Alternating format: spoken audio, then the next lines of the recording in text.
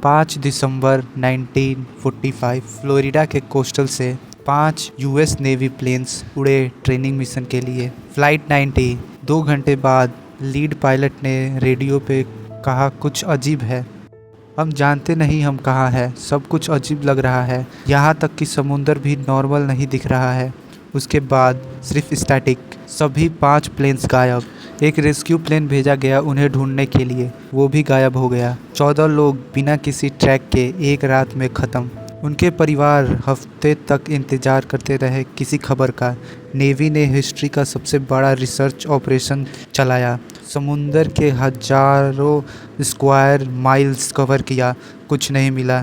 ना कोई मलबा, ना बॉडी, ना कोई डेब्रिस। ये कहानी दुनिया भर में फैल गई एक नाम के साथ, बरमूडा ट्रायंगल।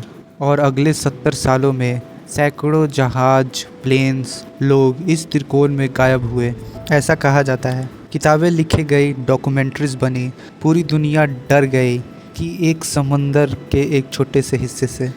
लेकिन आज मैं तुम्हें बताऊंगा वो बातें जो शायद तुमने कभी नहीं सुना।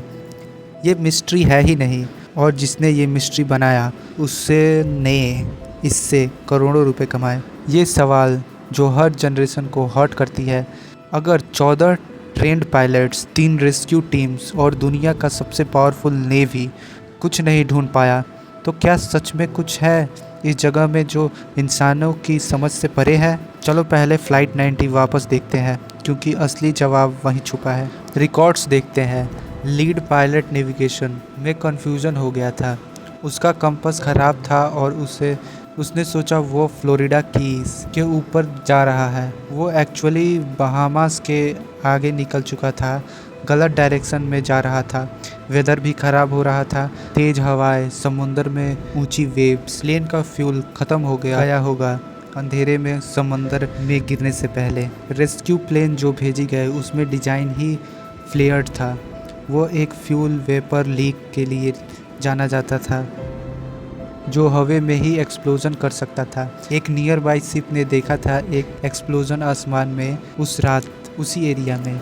कोई मिस्ट्री नहीं, सिर्फ एक कंफ्यूज्ड पायलट, खराब वेदर और एक डेंजरस प्लेन डिज़ाइन। एक और केस है जो जेन्युइनली आज तक पजल करता है इवन मुझे। 1980 में यूएसएस साइक्लोप्स नाम का एक बड़ा शिप, नेवी शिप, 300 से ज़्यादा क्रू के साथ बारबाडोस से रवाना हुआ। उसने कभी कोई डिजास्टर सिग्नल नहीं भेजा, कोई डेब्रिस नहीं मिला, कोई मलबा आज तक नहीं मिला।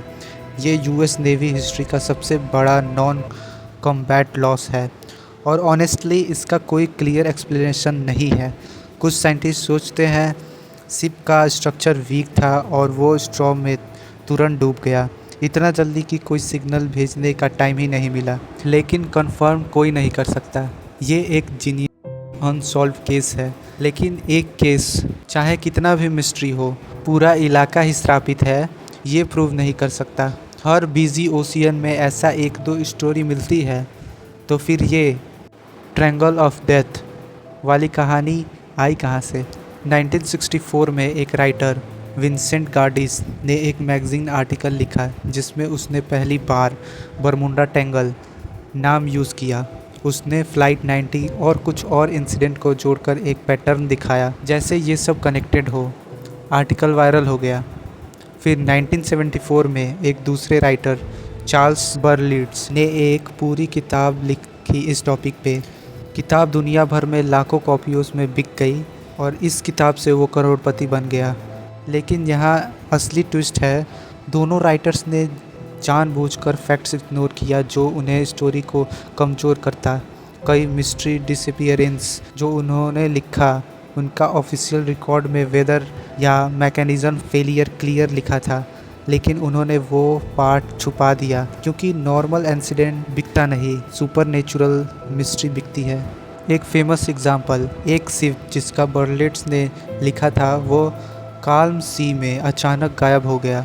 सच ये था कि उस दिन उस एरिया में एक सीवियर स्टॉर्म रिकॉर्ड किया गया था ऑफिशियली वेदर रिपोर्ट में। बर्लिट्स ने बस वो लाइन छुपा दी अपने किताब से। एक इंश्योरेंस कंपनी एलोट्स ऑफ लंदन ने खुद इस एरिया का डाटा निकाला। उनका जॉब्स है रिस्क कैलकुलेट करना, इमोशन नहीं।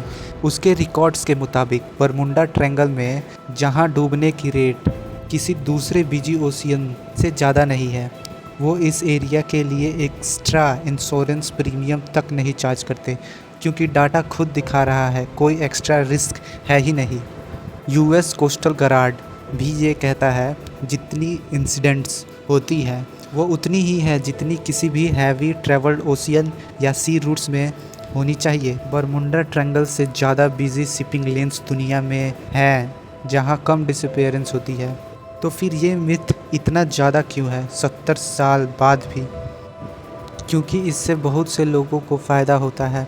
किताबें बिकती है, डॉक्यूमेंट्रीज बनती है, टूरिज़्म कंपनी मिस्ट्री टूर्स बेचती है। हर बार कोई जहाज़ या प्लेन्स कभी भी गायब होता है दुनिया में, अगर वो अटलांटिक ओशियन के उस हिस्से के पास है, मीडिया तुरंत बरमुंडा ट्रायंगल स्ट्राइक अगेन लिख देता है, चाहे वहाँ इन्वेस्टिगेशन अभी शुरू भी ना हुआ हो। एक मिस्ट्री जो पैसे कमाती है वो कभी नहीं मरता। अब एक जीनियस साइंस फैक्ट जो शायद मिस्ट्री से भी ज़्यादा इंटरेस्टिंग है। इस एरिया में एक नेचुरल फिनोमेना होती है जिसे रग वेव्स कहते हैं। अचानक बिना वार्निंग के 30 मीटर तक की वेव जो नॉर्मल वेदर में भी बन सकती है कभी कभी।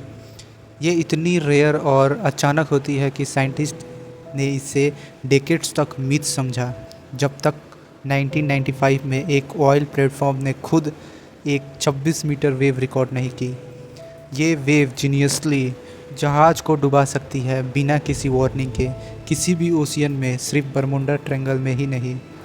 और गल्फ स्ट्रीम एक पावरफुल ओशियन करंट है जो इस एरिया से गुजरती है। इतनी तेज़ है कि छोटे बोट्स को अपने प्लान्ड रूट से बहुत दूर भगा सकता है बिना उन्हें पता चले।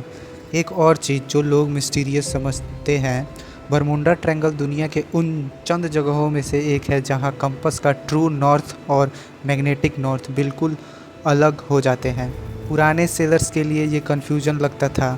अगर उन्हें ये फेनोमेना पता नहीं था, उनका कंपास गलत लगता था, जबकि वो सिर्फ एक normal well documented magnetic variation थी जो दुनिया में कई जगह होती है। तो असली जवाब ये है, बरमुंडा ट्रायंगल में कुछ सुपर नेचुरल नहीं है। जो होता है वो दुनिया के हर बिजी ओशियन रूट में होता है। Weather, human error, mechanical failure और कभी कभी जीनियसली रेयर नेचुरल फेनोमेना जैसे रग वेव्स। लेकिन एक अच्छी स्टोरी, चाहे वो झूठ हो, सच से ज़्यादा बिकती है। 70 सालों से लोग इस ट्रायंगल से डरते आए हैं, जबकि असलियत में कभी खतरा वहाँ था ही नहीं। असलियत खतरा तो था उन लोगों में जो सच को सेंसेशनल बना के बेचा और दुनिया को डर के साथ जीने दिया। और शायद सबसे इंटरेस्टिंग बात ये है, जितना ज़्यादा हम मिस्ट्री में बिलीव करना चाहते हैं, उतना ही कम हम सिंपल, बोरिंग लेकिन सच एक्सप्लेनेशन एक्सेप्ट करने को रेडी होते हैं। यही वजह है कि एक झूठ एक अच्छी कहानी के साथ डिकेड्स तक जिंदा रहता चला आ रहा है। तो कमेंट में लिखो फ्लाइट 19 अगर तुम्हें पहले ये नहीं पता था कि ये मिथ बनाई गई थी। सब्सक्राइब करो और तब तक के लिए क्यूरियस रहो। Stay safe.